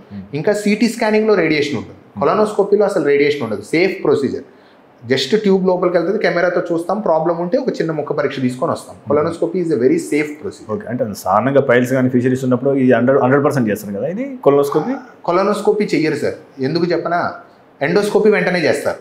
ఎందుకు, పేషెంట్ వచ్చాడు తినకుండా ఉన్నాడు 10 నిమిషాలు అయిపోతుంది. కొలోనోస్కోపీ టెస్ట్కి వచ్చిన ప్రాబ్లం ఏంటి అంటే పేగులో ఉన్న మోషన్ మొత్తం క్లియర్ అవ్వాలి. మొత్తం క్లియర్ అవ్వాలి అంటే మనం ఒక మంది ఇస్తాం, ఎనీమా ఇస్తే ఓన్లీ ఒక పార్ట్ ఆఫ్ పేగు క్లియర్ అవుతుంది. ఓకే, పెగ్ లెక్కని ప్రిపరేషన్ ఇస్తాం. పెగ్ లెక్కని ప్రిపరేషన్ ఇస్తే 2 గంటల పాటు తాగాలి, 3 గంటల పాటు మోషన్స్ అవుతాయి, అప్పుడు పేగు క్లియర్ అవుతుంది. సో 5 గంటల తర్వాత 6 గంటల తర్వాత మనం టెస్ట్ చేయాలి. సో అంటే పేషెంట్ ఈ రోజు వస్తే ఓకే, ఈ ప్రిపరేషన్ పొద్దున్నే వస్తే ప్రిపరేషన్ ఇచ్చి 4కి 5కి చేయొచ్చు. అదే పేషెంట్ మధ్యాహ్నం టైంలో వచ్చారనుకోండి, ప్రిపరేషన్ తీసుకొని రేపు రండి అని చెప్తాం. సగం మంది వెళ్ళిపోతారు. రేపు రండి అనగానే నాకు స్పాంటేనియస్గా ఇలా సొల్యూషన్ కావాలనుకునే వాళ్ళందరూ వెళ్ళిపోతారు. సో హఫజాడ్గా చేయకూడదు దాన్ని. ప్రతి మూల చూడాలి అంటే, పర్ఫెక్ట్గా చేయాలి అంటే దిస్ ఈస్ ద వే. అక్కడ మేము అపాయింట్మెంట్ ఇస్తాం. ఫర్ ఎగ్జాంపుల్ ఫారిన్ కంట్రీస్లో అపాయింట్మెంట్ ఇస్తే వాడు అవన్నీ తాగేసి తీసుకొని ఆ రోజు ఎగ్జాక్ట్ టైంకి వస్తే చేయించుకొని వెళ్తారు. మన దగ్గర ఈ సిస్టమ్స్ కొంచెం తక్కువ ఉంటాయి. పేషెంట్ వచ్చాడు, నాకు ఇప్పటికిప్పుడు టెస్ట్ అయిపోవాలి, 10 నిమిషాల్లో రిపోర్ట్ రావాలి. So that is why colonoscopy చాలా తక్కువ చేస్తున్నాం. ఎండోస్కోపీ ఇప్పుడు ఫిషర్ ప్రాబ్లమ్ తోటి వచ్చిన ఆయనకు కూడా ప్రాక్టోస్కోపీ అని చెప్పి కొంతవరకే మోషన్ ఓన్లీ రక్తం వరకు చూస్తాం. మీరు అన్నట్టు ఎనీమా ఇస్తే ఓన్లీ సిగ్మాడోస్కోపీ, పెద్ద పేగులో ఒక పార్ట్ వరకు. బట్ అట్లీస్ట్ ఇది చేసినా సరే 70% ఆఫ్ క్యాన్సర్స్ ఓన్లీ ఇక్కడ వరకే ఉంటాయి కాబట్టి కవర్డ్. బట్ 100% చూడాలంటే మాత్రం కొలోనోస్కోపీ చేయించుకోవాలి. ఓకే, సో డాక్టర్ గారు మీరు లండన్లో కూడా ప్రాక్టీస్ చేశారు కాబట్టి, సో మన ఇప్పుడు ఉండుకం ఉంటుంది, సో దీన్ని అక్కడ వాళ్ళు పుట్టంగానే తీసేస్తారు అని కొంతమంది అంటారు. Is it true? అపెండిసైటిస్ని అమెరికా వాళ్ళు, యూరోప్ వాళ్ళు ఎట్లా ట్రీట్ చేస్తారు, మనం ఎట్లా ట్రీట్ చేస్తాం? ఎవరైనా సార్ మెడికల్ టర్మ్స్లో అట్లీస్ట్ ఒక్క విషయంలో మాత్రం అమెరికా వాళ్ళు, యూకే వాళ్ళు, యూరోప్ వాళ్ళు, ప్రపంచంలో ప్రతి దేశం కన్నా మనం హైలీ అడ్వాన్స్డ్. ఎందుకు ఒక సింపుల్ ఎగ్జాంపుల్ చెప్తాను. గాల్ బ్లాడర్లో రాళ్ళు ఉంటాయి సార్. గాల్ బ్లాడర్లో రాళ్ళు ఉన్న వాళ్ళకి సర్జరీ చేసి గాల్ బ్లాడర్ తీసేయాల్సిందే.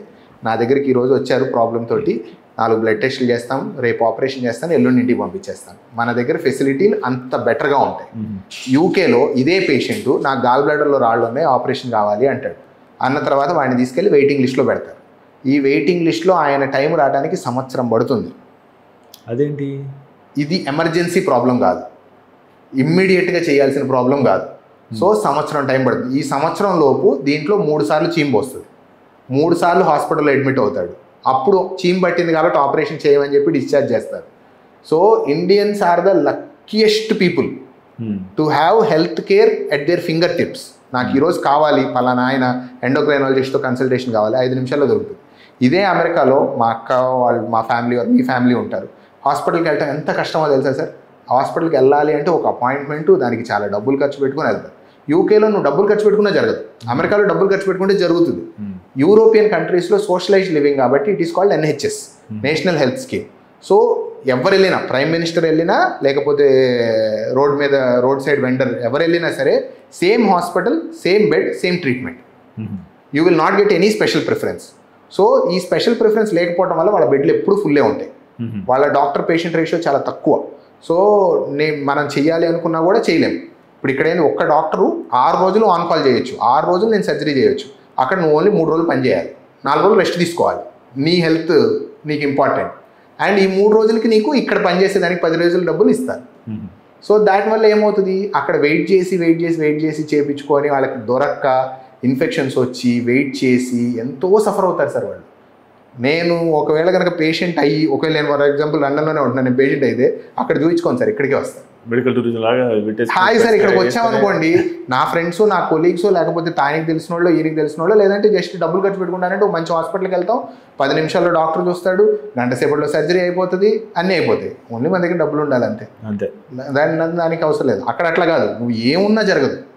సో ఒకవేళ హెల్త్ కేర్ గురించి కనుక మనం మాట్లాడుకుంటే India is the best place to live.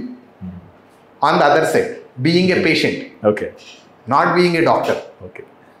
Because మనం ఓన్లీ హెల్త్ రిలేటెడ్ మాట్లాడుకోవట్లేదు కాబట్టి being a doctor is very difficult in India.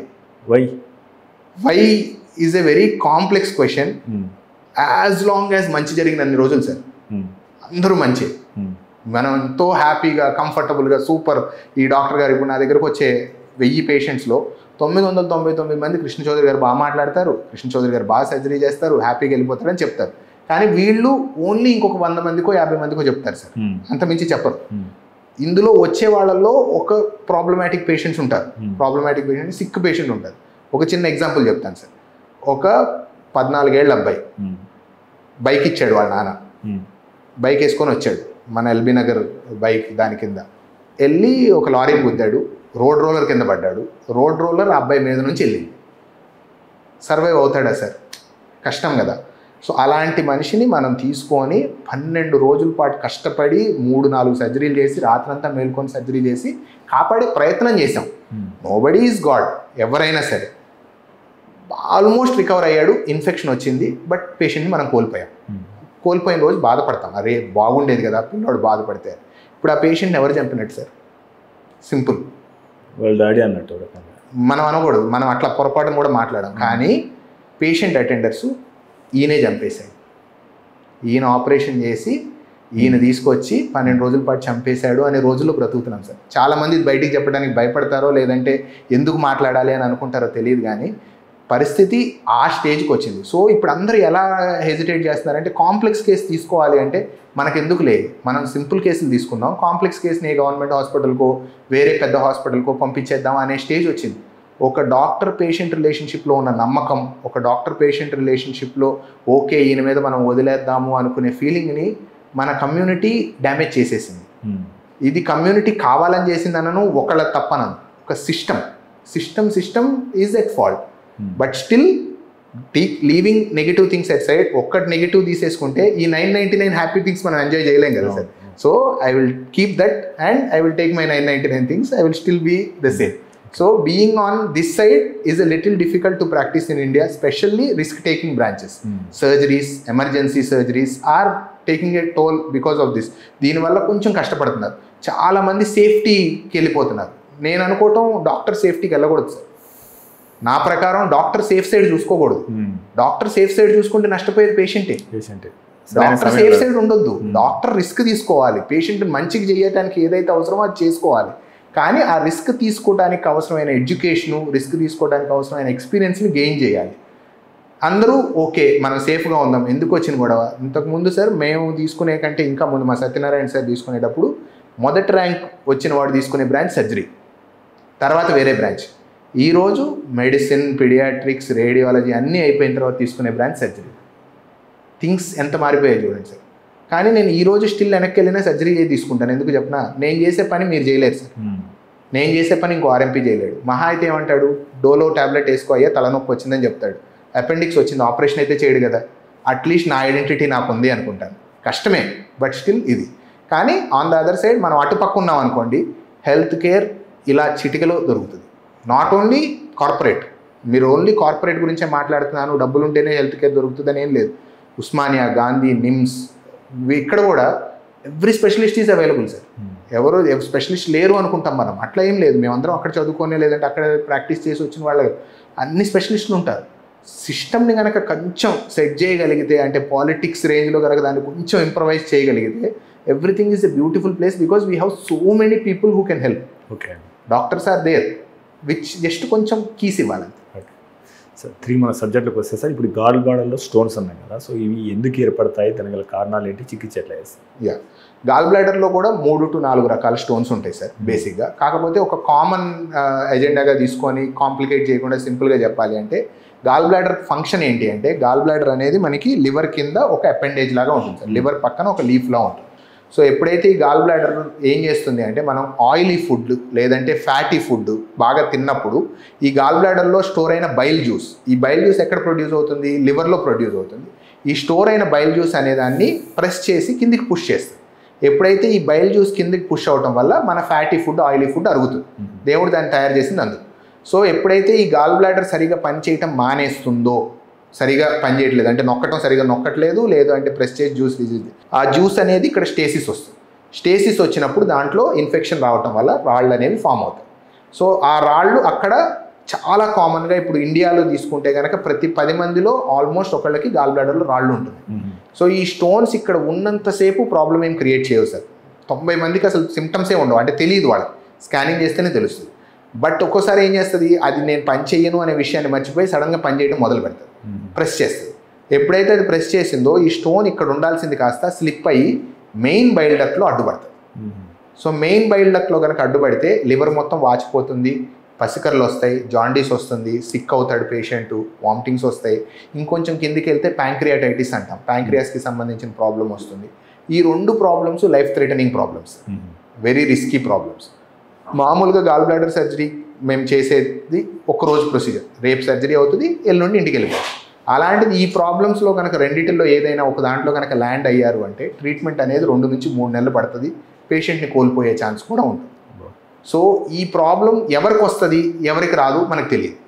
So నేను చెప్పాను, ఓకే బా గాల్ బ్లాడర్ రాయి, నువ్వు మెదలకుండా ఉండు, ఈ నేను చేయమాక, నేను చెప్తే వినదు, పేషెంట్ చెప్పినా వినదు. సో గాల్ బ్లాడర్లో రాళ్ళు ఉన్నాయి అని కనుక మనకు తెలిస్తే, రాదర్ దాన్ ఇప్పుడు ఉన్నాయి అనే ప్రాబ్లం కంటే కూడా ఫ్యూచర్లో అది క్రియేట్ చేయబోయే నాన్ సెన్స్ని గుర్తించి ఆపరేషన్ చేయించుకొని దాన్ని తీపిచ్చేసుకోవాల్సిందే. There is no second go about it. కొంతమంది ఏం కాదు, ట్యాబ్లెట్స్ వేసుకుంటే కరుగుతుంది, ఆయుర్వేదంలో కరుగుతుంది, హోమియోపతిలో కరుగుతుంది, ఇలా చాలా చెప్తారు. ఆయుర్వేదం, హోమియోపతి, ఎవ్రీవేర్ గాల్ బ్లాడర్ రాళ్ళు కరగవు. ఒకవేళ కరిగినా కూడా అవి కిందికి వచ్చే దారి ఓన్లీ బైల్ డక్ట్ ద్వారానే, అవి రాకూడదు. కిడ్నీలో స్టోన్స్ ఉన్నాయి అనుకోండి సార్, కిడ్నీలో నుంచి రాయి స్లిప్ అయ్యి యూరిన్ ద్వారా కిందికి వస్తుంది. గాల్ బ్లాడర్లో రాయి ఓన్లీ బైల్ డక్ట్ ద్వారా రావాలి. బైల్ డక్ట్లోకి వస్తే మనకి ప్రమాదం, రావద్దు, అక్కడే ఉండాలి, లేదు అంటే వెళ్ళిపోవాలి. సైన్స్ ఎట్లా ఉంటాయి సార్ ప్రారంభంలో గుర్తించడానికి? ప్రారంభంలో గుర్తించడానికి సింపుల్ కడుపు నొప్పి వస్తుంది సార్. మనం ఎప్పుడైతే కొంచెం హెవీ ఫుడ్ అది తీసుకుంటామో సడన్గా right side of the abdomen, stomach ఇటు సైడ్, లెఫ్ట్ సైడ్ అయితే కొంచెం చెస్ట్ పెయిన్ అనుకుంటాం, రైట్ సైడ్ రిబ్ కేజ్ కింద కనుక మీకు పెయిన్ వస్తుంది, తిన్న వెంటనే వస్తుంది అంటే మేబీ గాల్ బ్లాడర్లో రాళ్ళు ఉన్నాయేమోనని ఒక్కసారి అల్ట్రాసౌండ్ స్కానింగ్ చేయించుకోవాల్సి వస్తుంది. అల్ట్రాసౌండ్ స్కానింగ్లో కనుక రాళ్ళు ఉంటే అది చిన్న రాయా, పెద్ద రాయా, మల్టిపుల్ స్టోన్సా, లేదంటే సింగిల్ స్టోన్ అనే దాంతో సంబంధం లేకుండా గాల్ బ్లాడర్ తీపిచ్చుకునే ఆపరేషన్ చేయించుకోవాల్సిందే. సార్ ఇంకోటి సార్, ప్యాంక్రియాసైటిస్ అంటే ఏంటి, ఇది ఎందుకు వస్తుంది, దీని గల కారణాలు చికిత్స? సో ఇప్పుడు మనం చెప్పుకున్నాము, గాల్ బ్లాడర్లో రాయి కనుక స్లిప్ అయ్యి ప్యాంక్రియాస్ అనే దాన్ని ఇన్ఫెక్ట్ చేస్తే ప్యాంక్రియాటైటిస్ వస్తుంది. బట్ ఇది only second most common cause. Pancreatitis అనేది బేసిక్గా ఏంటి అంటే, మన ఆహారం అరగటానికి యూజ్ అయ్యే జ్యూస్ ప్రొడ్యూస్ చేసే గ్లాండ్స్లో ఒకటి. మనకి జనరల్గా ఆహారం అరగాలి అంటే ఉమ్మి, సెలైవరీ గ్లాండ్స్ నుంచి, లివర్ నుంచి బైల్ జ్యూసు, స్టమక్ నుంచి గ్యాస్ట్రిక్ జ్యూసు, ప్యాంక్రియాస్ నుంచి ప్యాంక్రియాటిక్ జ్యూస్, ఈ 4 జ్యూసులు కలవటం వల్ల మన ఫుడ్ అనేది అరుగుతుంది. సో ఎప్పుడైతే ఈ ప్యాంక్రియాస్ అనే గ్లాండ్ ఇన్ఫెక్ట్ అవుతుందో దాన్ని ప్యాంక్రియాటైటిస్ అంటారు. ఇది ప్యాంక్రియాటైటిస్ రావడానికి గల మోస్ట్ ఇంపార్టెంట్ కామన్ కాజ్ ఏంటి అంటే ఆల్కహాల్. ఆల్కహాల్ తాగే వాళ్ళల్లో ఎక్కువగా ఆల్కహాల్ తాగే వాళ్ళల్లో ప్యాంక్రియాస్ అనేది ఇన్ఫెక్ట్ అవ్వటం, ప్యాంక్రియాటైటిస్ రావటం అనేది జరుగుతుంది. సో ప్యాంక్రియాటైటిస్ వచ్చినప్పుడు జరిగే ప్రాబ్లం ఏంటి అంటే ఈ ప్యాంక్రియాస్లో నుంచి, ఇప్పుడు ఇంత ప్యాంక్రియాస్లో నుంచి ఒక చిన్న పైపు ద్వారా స్టమక్లోకి జ్యూస్ వెళ్ళి కలవాలి ఇంటెస్టైన్లోకి. అలాంటిది ఇన్ఫెక్షన్ వచ్చినప్పుడు అది ఏం చేస్తుంది అంటే జ్యూస్ ఆ పైప్లోకి పంపించడం బదులు చుట్టుపక్కలకి రిలీజ్ చేస్తుంది. రిలీజ్ అయినప్పుడు ఏమవుతుంది, ఆ జ్యూస్ చాలా పవర్ఫుల్ జ్యూస్. నేను ఎట్లయితే స్టమక్ జ్యూస్ గురించి చెప్పానో ప్యాంక్రియాటిక్ జ్యూస్ కూడా పవర్ఫుల్. దాన్ని అదే అరగదీసేసుకుంటుంది. దాని ఎంజైమ్స్ ద్వారా దాన్ని అదే అరగదీసేసుకొని దాని చుట్టుపక్కల ఉన్న దాన్ని మొత్తాన్ని డ్యామేజ్ చేసేస్తుంది. సో ఈ డ్యామేజ్ అనేది చాలా సివియర్గా ఉంటుంది. సో ప్యాంక్రియాటైటిస్ వస్తే, సో ప్యాంక్రియాటైటిస్కి ఆల్మోస్ట్ 30 కాజెస్ ఉంటాయి సార్. 30 నుంచి 35 రకాల కారణాలు ఉంటాయి. బట్ అందులో 98% ఓన్లీ ఆల్కహాల్ వల్ల, లేదు అంటే గాల్ బ్లాడర్లో రావడం వల్లే మాత్రమే వస్తుంది. మిగతా 2% అనేది చాలా రేర్ కాజెస్, వాటిని మనం కనుక్కోలేము, ప్రివెంట్ చేయలేము. బట్ ఆల్కహాల్ అండ్ దీన్ని మనం ప్రివెంట్ చేయొచ్చు కాబట్టి ప్యాంక్రియాటైటిస్ జోలికి వెళ్ళకూడదు. ఎందుకు ప్యాంక్రియాటైటిస్ జోలికి వెళ్ళకూడదు అంటే ఇప్పుడు నేను నా ప్రాక్టీస్లో సార్ గత 10 ఇయర్స్గా నేను 12 ఇయర్స్ నుంచి ప్రాక్టీస్ చేస్తూ నేను అత్యంత ఓల్డ్ పీపుల్ని మనం కోల్పోవటం చూస్తాం. అంటే పెద్ద పెద్ద యాక్సిడెంట్స్ అయ్యి కోల్పోవటం, ఏజ్ డిఫరెన్స్ లేకుండా చూస్తాం. అలా కాకుండా ప్రాణానికి ప్రమాదం అయ్యి ప్రాణం కోల్పోయే వాళ్ళు most important cause is pancreatitis. Pancreatitis can be simple, just pain వచ్చింది, నొప్పి వచ్చింది, అడ్మిట్ అయ్యాడు, 2 రోజులు తగ్గింది, ఇంటికి వెళ్ళిపోయాడు. దగ్గర నుంచి ప్యాంక్రియాటైటిస్ వచ్చింది, 15 ఏళ్ల పిల్లోడు సార్, మీరు నమ్మరు, 15 నుంచి 16 ఏళ్ల పిల్లోడు, కళ్ళు తాగుతాడట వాడు. ప్యాంక్రియాటైటిస్ వచ్చింది, మొత్తం కుళ్ళిపోయింది, లోపల మొత్తం కుళ్ళిపోయింది, ఇన్ఫెక్ట్ అయింది, చీమ్ పోసింది, పేషెంట్ కోల్పోయింది. ఏం చేయడానికి కూడా ఉండదు. ఇప్పుడు కిడ్నీ తీసేయచ్చు, లేదంటే చెయ్యి కట్ చేసి తీసేయచ్చు, ఒక చెయ్యి ఉన్నా జరుగుతుంది. ప్యాంక్రియాస్ తీసేస్తే జరగదు. సో ప్యాంక్రియాస్కి చాలా చేసే కూడా మనకి చాలా తక్కువ ఉంటాయి. సో ప్యాంక్రియాటైటిస్ రావద్దు అంతే. సో మందు తాగే వాళ్ళందరికీ వస్తుందా, అసలు మందే తాగకూడదా అంటే మందు తాగడం unhealthy. As a doctor I should not say అందరికీ రాదు. కొంతమంది బ్యాడ్ లక్ ఉంటుంది. ఒక 5% 3% పీపుల్ ఆఫ్ 100 పీపుల్లో ఒక 3% వాళ్ళకి అది రిస్క్. అది ఎలా కనుక్కోవటం తెలియదు. కానీ ఒక్కసారి కనుక అటాక్ వచ్చింది ప్యాంక్రియాటైటిస్ అంటే ఇంకా వాళ్ళు తాగకూడదు, వాళ్ళు వాసన కూడా చూడకూడదు. లక్షణాలు ఎట్లా ఉండేది సార్? కడుపు నొప్పి, ఓన్లీ కడుపు నొప్పి, మెయిన్ కడుపు నొప్పి, సివియర్ కడుపు నొప్పి, సెంటర్ కడుపు నొప్పి. అండ్ వాళ్ళు వచ్చేటప్పుడు మన దగ్గరికి వంగి వస్తారు. బికాస్ దే కాంట్ సిట్ స్ట్రైట్గా ఉంటే వాళ్ళకి స్ట్రెచ్ అయి పెయిన్ వస్తుంది. సో ఆల్మోస్ట్ ఇట్లా వంగిపోతారు ఆ పెయిన్ వల్ల. సో ప్యాంక్రియాటైటిస్ ఆల్కహాల్ తీసుకున్నాను ముందు రోజు, నా వంగిపోయాను, సివియర్ పెయిన్ వస్తుంది, వాంతులు అవుతున్నాయి, ప్యాంక్రియాటైటిస్ సస్పెక్ట్ చేయాలి క్లినికల్గా. దెన్ బ్లడ్ టెస్ట్లో, స్కానింగ్లో మనకి కన్ఫర్మేషన్ దొరుకుతుంది. డాక్టర్ గారు మీరు ఇప్పటికే కొన్ని వేల ఆపరేషన్ చేసి ఉంటారు కదా, సో ఈ సాధారణంగా ఈ ఓపెన్ సర్జరీ అదేవిధంగా ల్యాప్రోస్కోపిక్ సర్జరీ అంటే వీటి మధ్య తేడాలు ఏంటి, దేనిలో రికవరీ ఫాస్ట్ ఉంటుంది, తక్కువ కోతలు, దేనికి వాడతారని చెప్పి? యా, సో సర్జరీ రకరకాలండి. సో సర్జరీ బేసిక్గా ఎందుకు అంటే ఇప్పుడు నేను యాజ్ ఏ సర్జన్గా సర్జరీ గురించి మాట్లాడాలి అంటే పాడైపోయిన ఆర్గాన్ ఆర్ పాడైపోయిన ఒక పార్ట్ ఆఫ్ బాడీని తీసేయటం ఈజ్ సర్జరీ. దాంతోపాటు ఏదైతే అక్కడ మనం తీసేస్తున్నామో దాని ఫంక్షన్ రీప్లేస్ చేయటం కానీ దాని కంటిన్యూటీని మెయింటైన్ చేయడానికి రీకన్స్ట్రక్షన్ చేయడాన్ని సర్జరీ అంటాం. సో ఇప్పుడు గాల్ బ్లాడర్ గురించే మాట్లాడుకుంటున్నాం. గాల్ బ్లాడర్లో ఇన్ఫెక్షన్ వచ్చింది, గాల్ బ్లాడర్ని తీసేయాలి. గాల్ బ్లాడర్ తీసేసినప్పుడు ఏదైతే ప్రాబ్లం జరుగుతుందో దాన్ని క్లోజ్ చేసి బైపాస్ చేసుకొని ప్రాబ్లం లేకుండా చేయటాన్ని సర్జరీ అంటాం. సో ఇది అన్ని విధాలుగా చేయవచ్చు. సో మెయిన్ ఫస్ట్ విధానం అందరూ కనిపెట్టింది open operation. So gall bladder కనుక ఓపెన్ ఆపరేషన్ చేయాలి అని అనుకుంటే మనం ఇక్కడ నుంచి ఇక్కడ వరకు కట్ చేయాల్సి వస్తుంది ఆ గాల్ బ్లాడర్ బయటికి తీయడానికి. సో ఎప్పుడైతే ఇంత కట్ చేస్తామో పేషెంట్కి అంత పెద్ద ఘాటు, అంత పెద్ద ఇన్ఫెక్షన్ వచ్చే ఛాన్సు, లోపలికి మళ్ళీ ఇన్స్ట్రుమెంట్స్ వెళ్ళాలి, చెయ్యి వెళ్ళాలి, ఇవన్నీ వెళ్ళాలి. సో పెయిన్ ఎక్కువ ఉంటుంది, ఇన్ఫెక్షన్ ఛాన్సెస్ ఎక్కువ ఉంటాయి, రికవరీకి చాలా టైం పడుతుంది.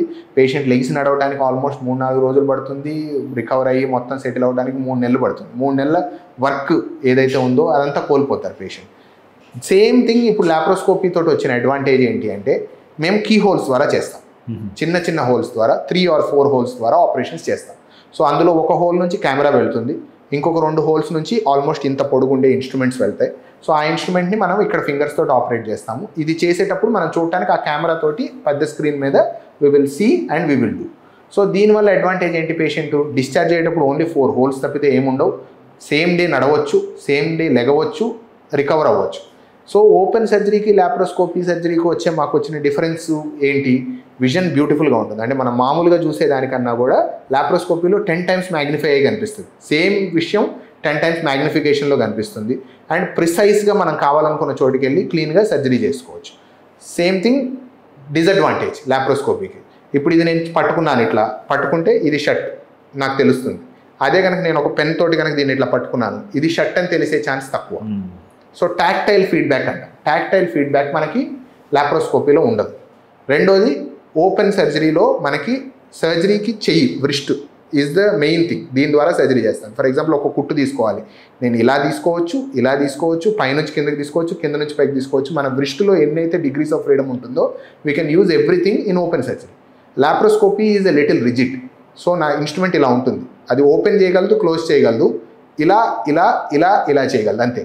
It can't rotate. మనకి ఈ రొటేషన్ అనేది మనం కోల్పోతాం. సో అది లాప్రోస్కోపీలో ఉన్న డిసడ్వాంటేజ్, ఈ రెండే. కానీ పేషెంట్ తొందరగా రికవర్ అవుతాడు, పేషెంట్ కంఫర్ట్. పేషెంట్ వైపు నుంచి చూసుకుంటే సర్జన్కి వచ్చిన కష్టాలన్నీ తీసి పక్కన పెడితే పేషెంట్కి laparoscopy is definitely advantages.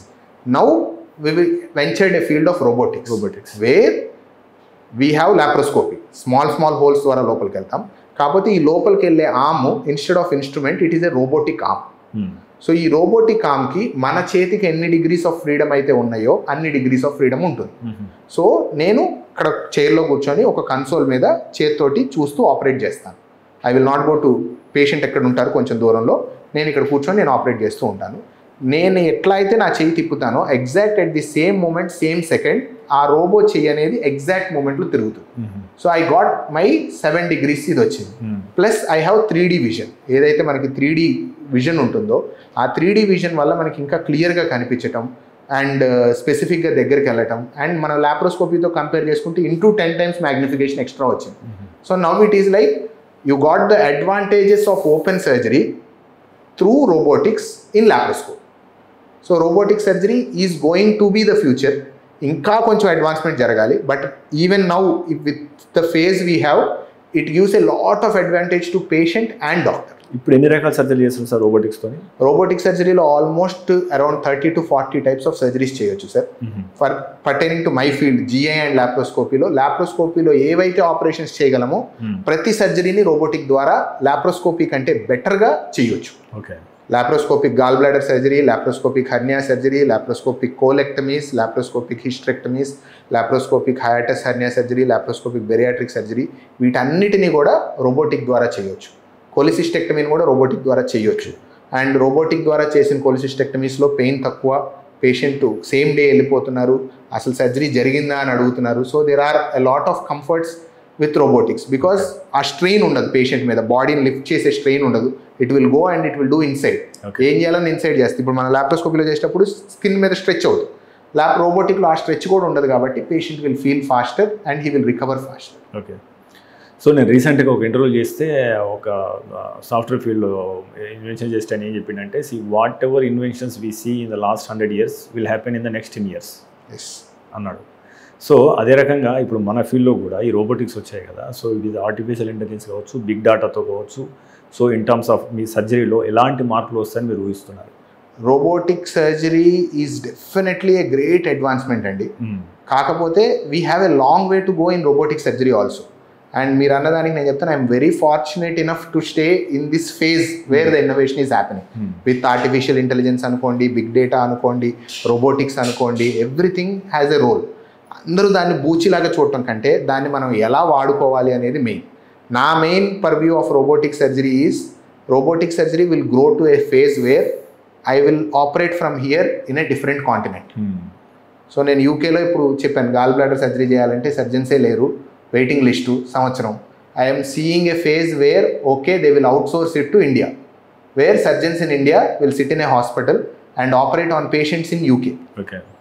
Where then India will become a Vishwaguru as for a lot of people who are saying we have the best manpower anyone could have. Okay. We have the best resources anyone could have. Just that there are less people there, lot of money there, it is going there. But if we use it in the right way where we stay, I think we are seeing a lot of future. And artificial intelligence is coming up in a big way in robotics. Right now ఉన్న robotics-కి there is no autonomy, sir. అంటే robot తనంతట తాను ఏ decision తీసుకోలేదు. సర్జన్కి slave అది, అంటే మనకి slave లాగా పనిచేస్తుంది. నేను ఇటంటే ఇటంటది, నేను తప్పు చేస్తున్నా చెప్పలేదు, రైట్ చేస్తున్నా చెప్పలేదు. But over a period of next 10 years wherever you are speaking, ఇలా ఎవరైతే సర్జన్స్ ఎక్స్పీరియన్స్డ్ సర్జన్స్ చేస్తారో దాని నుంచి ఇన్పుట్స్ మొత్తం తీసుకొని అది గ్యాదర్ చేసి ఎప్పుడైతే తప్పు స్టెప్ చేస్తున్నావో లేదంటే ఒక బ్లడ్ వెజల్ దగ్గరికి వెళ్ళి నువ్వు పొడవబోతున్నావో ఆగు, హోల్డ్ ఆన్ అని అలర్ట్ ఇవ్వగలదు అనుకుంటున్నాను. That is a great thing that can happen to a surgeon and patient. That is where I see. But I don't want ever for a robot to do surgery on its own. It will never happen. It will not be allowed to happen because they don't know. They don't have the cognition. Human brain ku unna additional advantage reacting in specific spontaneity. ఈ రోజు ఇప్పుడు మీరు అడిగిన question కి నేను ఏం answer చెప్పాలి అనేది ప్రిపేర్ అయిన ఆన్సర్ కాదు. It comes through spontaneity which robo can't do, which should not be allowed. అప్పుడే మనం మిగతా సినిమాలు మనం అనుకున్నట్టు మ్యాట్రిక్స్ సినిమాలు ఇవన్నీ చూడాల్సి వస్తుంది. I don't think it will go there, but if used in a right way robotics has a way forward. Okay sir, ఇంకో డాక్టర్ గారు, సార్ మానంగా మనం maintenance is always cheaper than repair. So human బాడీలో కూడా so మనం correct maintenance చేయాలంటే మన జీవన శైలిలో కానీ లేదా మనం ఏడాదికోసారి చేయించుకునే డయాగ్నోస్ టెస్ట్లో కానీ తీసుకునే ఆహారం విషయంలో కానీ ఎలాంటి జాగ్రత్తలు తీసుకోవాలి? సో దానికి నేను ఇందాక చెప్పిన దాన్ని మళ్ళీ సమ్మరైజ్ చేస్తాను సార్. టైంకి లెగవాలి. Okay, everything should be time to time and systematic. టైంకి లెగవాలి, టైంకి బ్రేక్ఫాస్ట్ చేయాలి, టైంకి లంచ్ చేయాలి, టైంకి డిన్నర్ చేయాలి. ఎంత స్ట్రెస్లో ఉన్నా ఏం స్ట్రెస్లో ఉన్నా మీకోసం మీరు టైం తీసుకోవాలి, ఒక half an hour or 1 hour. మా కొన్ని ప్రొఫెషన్స్లో తప్పదు. కొన్ని ప్రొఫెషన్స్లో now I went to a surgery at 6 o'clock. నేను 4 hours అయితే 4 hours, 5 hours అయితే 5 hours కూర్చోవాలి. ఆ 5 hours సర్జరీ చేయాల్సిందే. ఆ టైంలో తప్ప, అంటే అన్అవాయిడబుల్ సర్కమ్స్టాన్సెస్లో తప్ప మిగతా time is fixed. This is what I have to do. Second thing, be calm, peaceful. ఇంతకు ముందు రోజుల్లో సార్ మా నాన్నగారు లేదంటే మా తాతగారు వీళ్ళ generation is a type personalities. A type personality అంటే ఎందుకురా అలా చేసావు, ఇలా కాదు కదా అనే దగ్గర నుంచి ఓకే ఏంటబ్బా నీ ప్రాబ్లం ఏంటి దాకా మనుషులు రావాలి అనేది నా personal feeling sir. Don't take over stress. నేను నేర్చుకున్న ఒక మెయిన్ విషయం ఏంటంటే మనం ఎవరిని మార్చలేము సార్. ఓన్లీ థింగ్ మనం చేయగలిగేది మనల్ని మనం మార్చుకోవడం. So keep yourself calm, peaceful, try to be happy. మీ చుట్టూతో ఉన్న ఎన్విరాన్మెంట్ని హ్యాపీగా మార్చుకోండి, కంఫర్టబుల్గా చేసుకోండి, హ్యాపీగా ఉండండి, మంచి ఫుడ్ తినండి. వారానికి 6 రోజులు ఇంట్లోనే తినండి, వండుకొని తినండి. ఒక్కరోజు మాత్రమే బయట ఫుడ్ తినాలి. And junk foods or these things avoid చేయాలి. And per day 45 minutes of brisk walk. Just మన చాలా మంది వాకింగ్ చేయడం చూస్తాం సార్, జస్ట్ ఊరికి ఇట్లా నడుస్తూ ఉంటారు. ఊరికే నడిచినందువల్ల ఉపయోగం లేదు సార్. ఆయాసం రావాలి, గాలి గట్టిగా పీల్చాలి, చెమట పట్టాలి. That is what is exercise. So 45 minutes of brisk walk per day with a good diet and being happy, less stressful will take it a long way forward sir. మిగతాయి కొన్ని మన చేతుల్లో లేవు. ఎన్విరాన్మెంటల్ ఫ్యాక్టర్స్, పొల్యూషను లేదంటే ఇంకొకటి వీటన్నిటి ద్వారా మనం ఆల్రెడీ సఫర్ అవుతున్నాం. మనం దాన్ని మార్చలేం. బట్ మనం మార్చగలిగేది మన బాడీలో అట్లీస్ట్ మనం ఫాలో అయ్యే పద్ధతిని వీ కెన్ చేంజ్. ఓకే, అంటే టైమింగ్స్ ఏమైనా చెప్తారా సార్? అంటే బ్రేక్ఫాస్ట్, లంచ్, డిన్నర్ అన్నాం కదా.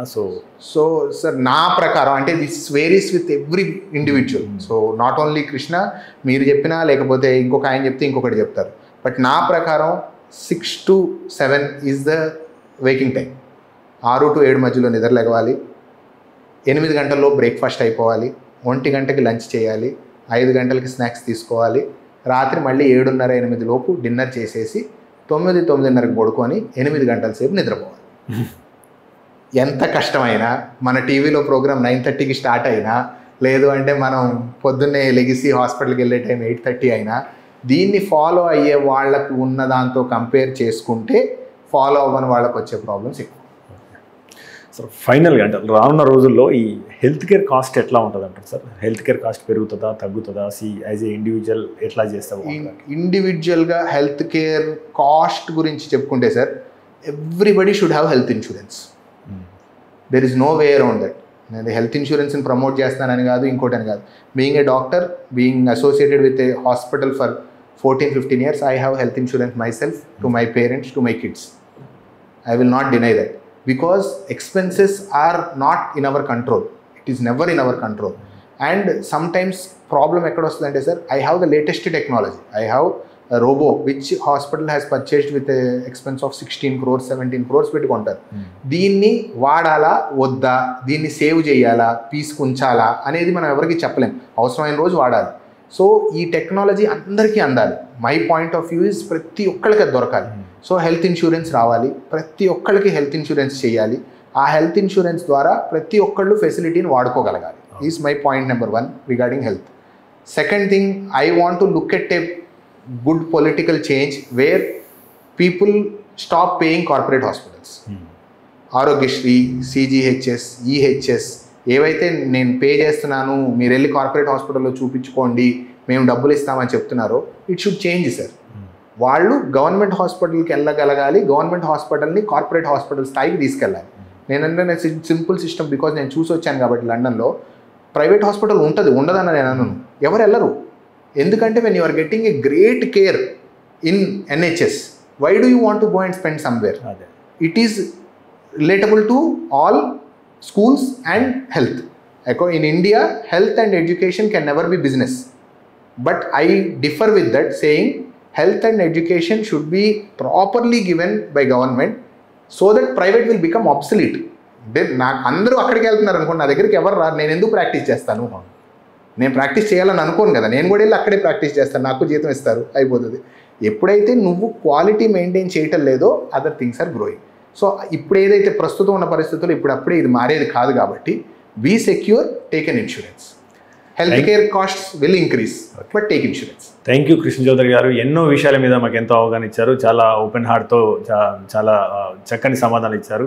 Thank you very much. Thank you sir, thank you. So ఇది ఈ వారం డాక్టర్ టాక్. వచ్చే వారం మరో డాక్టర్తో కలుద్దాం. చూస్తూనే ఉండండి మెట్ప్లస్ 1 TV.